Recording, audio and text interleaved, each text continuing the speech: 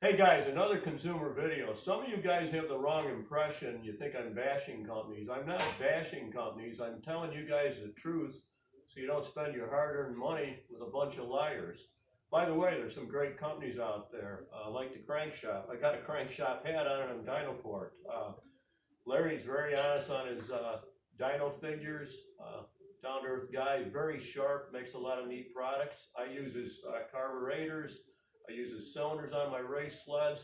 In fact, my NHRA record holder even uses crankshot pipe stamps because we couldn't improve on them. We did lengthen the center and shorten the header. It got the same power, a few RPMs lower, so a little bit more torque. But that's it, guys. So on to, I want to share some of my stuff with you because I know a lot of you guys build your own engines, do your own work in the garage. So here's all my stuff on the floor. This is my XP800 twin, which is like a bracket sled up until now. I bought it in 08 with 4,000 miles, ran it for several years. I finally put new pistons in last week, and for all you guys that think you need a Chinese 2-ring piston, I had the stock ring for all those races, high compression. I now put Wiseco's in there lighter. Again, a single ring is the most horsepower, best design on any two-stroke. And here's what happened though. I run a very tight squish, 177 horse engine. So for all you guys that think you got 186 horse trail, 800 on pump gas, get the hell out of here. This was 177 for years, winning Pro Mod 8 against supposed 220 horse twin pipers. They were actually about 190. My sled was a little lighter. One of my tricks, guys, here's our production pipe for an XP. It makes 3 horsepower. Great game, by the way, on an 800 E-Tech. An honest 3 horse, our Y makes 2. For my own sled, a little bigger volume, I hang it off the side, straighten it out, and guess what? We now make 5, 5.5. So a very nice game on a race sled, another 2.5 horse. Another little trick, my production Y pipe, but since we're running a bigger neck pipe, I spread the Y pipe. That's good for another horse on this engine with the high compression. So let's get back to my problem. What caused this? Well, a couple things. I missed my jetting.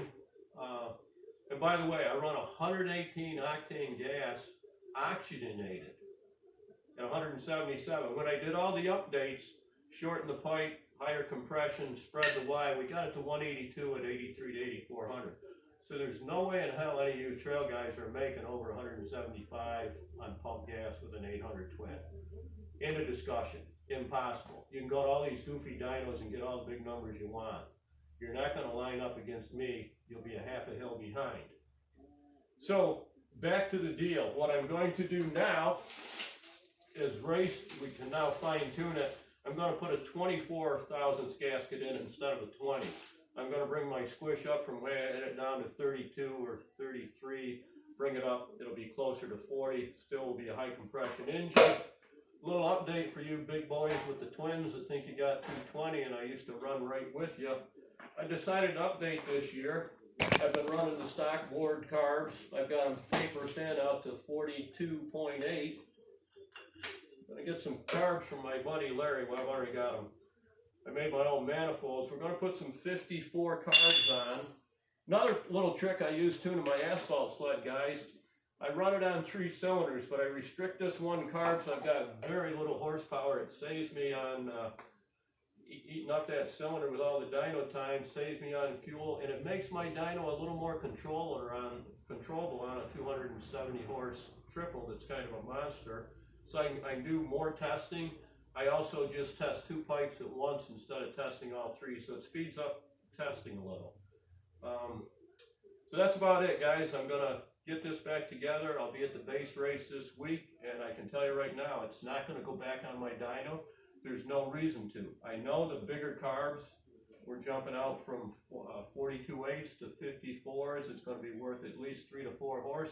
No reason to dyno it. We're going to put it together. We're going to richen it up. I'm going to whack it a few times, see how it sounds.